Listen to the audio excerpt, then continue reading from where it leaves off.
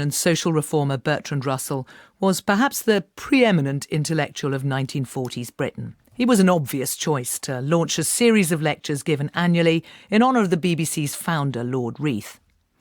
Russell's theme was authority and the individual. Over 5 lectures, he outlined his belief that although human society had made huge progress, we still need to find a way to control the instincts we've inherited from our savage ancestors. In the world in which we find ourselves, the possibilities of good are almost limitless, and the possibilities of evil no less so. Our present predicament is due more than anything else to the fact that we have learnt to understand and control to a terrifying extent the forces of nature outside us, but not those that are embodied in ourselves. With me to discuss Russell's talks is Michael Sandel, Professor of Government at Harvard. He's familiar to Radio 4 listeners as the public philosopher and more recently the global philosopher. He's also a former Reith lecturer. Professor Sandel, we hear Bertrand Russell there talking about controlling to a terrifying extent the forces of nature. He's, of course, talking about the invention of the atom bomb. At that time, did it pervade all public thinking? Is that what he was addressing in these lectures? I think he was expressing that. I think he was also expressing a kind of collective reflective trauma about the savagery, as he described it, in us, in human beings. And I think this struck him in the aftermath of the Second World War. So much of these lectures are devoted to trying to figure out how to contain or provide alternative outlets to the savage, aggressive, violent impulses that he thought were part of human nature, and surely this must reflect the experience of the Second World War. Do you agree with him? No, I don't. One of the ways he expresses it is at the end of Lecture 1. He says, the savage in each one of us must find some outlet not incompatible with civilized life. We have all kinds of shocking impulses, and also creative impulses, which society forbids us to indulge, and the alternatives that it supplies, in the shape of football matches and all in wrestling, are hardly adequate.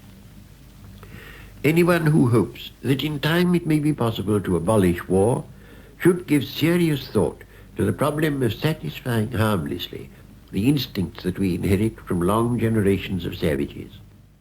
He spends a good bit of time in the lectures giving a kind of evolutionary tale about the origins of these savage, violent impulses, and then speculating on institutions and practices like football, for example, competitive sport, that might give relatively harmless outlet to these impulses. And he says charmingly that he himself finds a sufficient outlet in detective stories, but he thinks this vicarious outlet may be too mild for most people.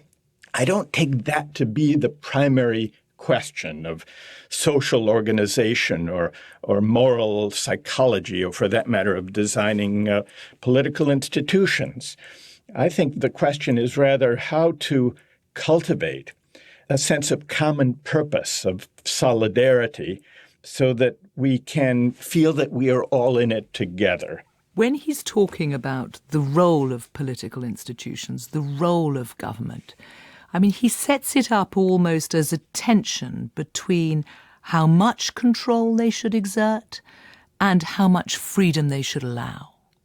Right. And what animates this, especially for Russell, it seems, looking back at his lectures, is the sense that now in the late 40s, we had entered a new age of organization where power was organized on a vast scale, not only in the totalitarian countries, but in Britain.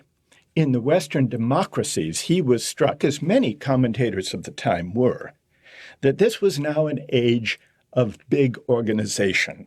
And the question is whether the vast scale of organizational life would make impossible individual initiative, autonomy, and creativity. And that's the central moral and political question that runs right through these lectures. Because he makes the point that practically all progress, artistic, moral and intellectual, has depended upon exceptional men. As men grow more civilized, there comes to be an increasing difference between one man's activities and another's, and a community needs, if it is to prosper, a certain number of individuals who do not wholly conform to the general type. Practically all progress, artistic, moral and intellectual, has depended upon such individuals who have been a decisive factor in the transition from barbarism to civilization. Was he an exceptional man? Well, he was in a way. He I think, was the most influential public philosopher of his time. He had distinguished himself as a philosopher of maths and of logic. But then he ranged far more broadly into questions of ethics and social and political philosophy. And it was in these areas that he found a way to give clear expression to philosophical ideas in a way that reached well beyond the academy, that ordinary citizens could understand and appreciate. Because, of course, you gave the Reith Lectures in 2009. How do you see the comparison? I was struck that he was philosophizing in the aftermath of the horror of the Second World War. His emphasis on savagery and the violent impulses and how to contain them reflect this.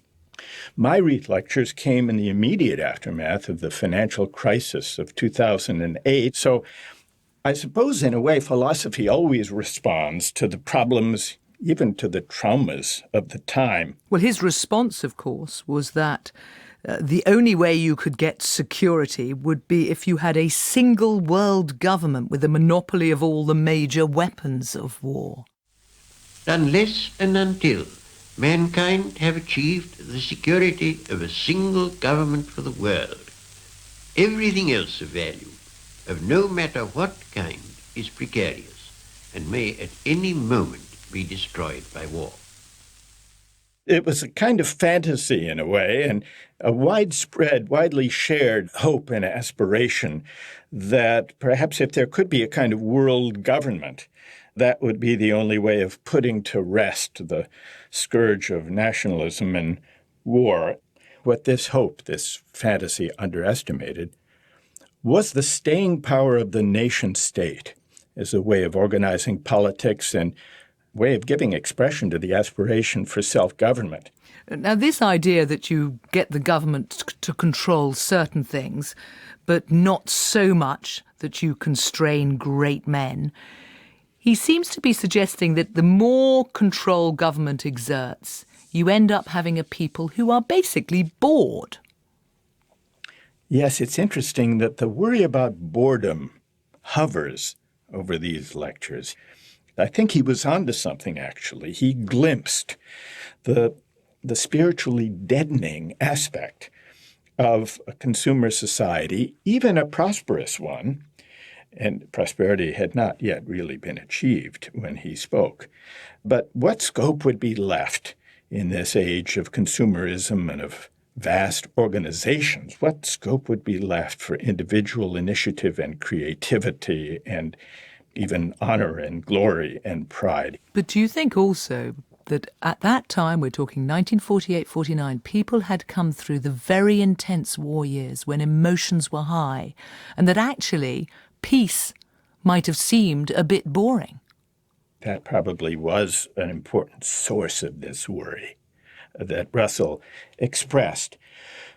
The wartime had been full of violence and cruelty, but it had also been a time of great civic exertion and of heroic effort and projects. And so he wondered what would become of the higher human faculties, the drama, the daring, the boldness, the energy, the strenuous civic sacrifice of the war years. Would it be a kind of monotonous, boring existence, this world of peace and large organizations and routinization? Every energetic person wants something that can count as glory. There are those who get it.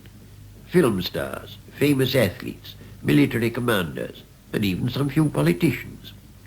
But they are a small minority. And the rest are left to daydreams. Daydreams of the cinema, daydreams of Wild West adventure stories, purely private daydreams of imaginary power.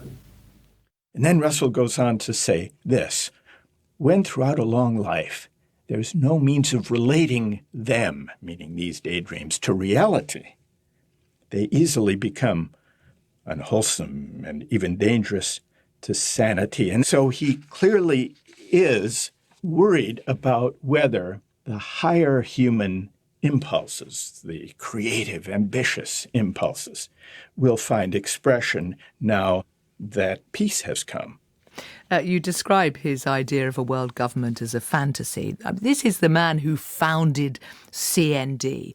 Do you think he was just an idealist? No, I don't think so. He did combine his philosophy with social activism, including activism against nuclear war and also against the Vietnam War. And I think that he's an admirable figure to have brought together the world of ideas with an attempt to actually engage in civic and political action.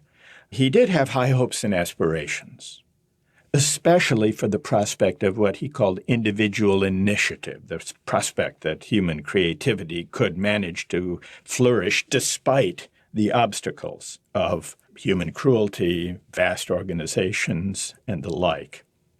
But there is actually something quite sober about these lectures.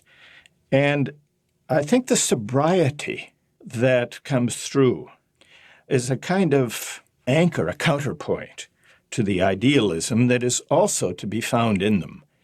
It perhaps is in the tension between the sobriety and the idealism that the power and the moment of these lectures found its full expression. So when you read them 70 years on, do they have lessons for today?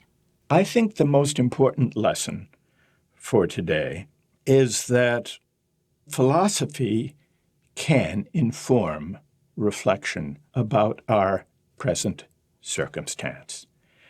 That, I think, is a lesson that we can continue to learn from. Even in an age like ours, bedazzled by finance and by markets, it's important to reflect on the meaning of our lives and on the prospect of our collective life together. Philosophy at its best does just that. It provokes us and invites us to reflect on the lives we live as individuals, but also as members of wider societies. And Russell did that very powerfully back in the late 1940s. Professor Michael Sandel, thank you very much.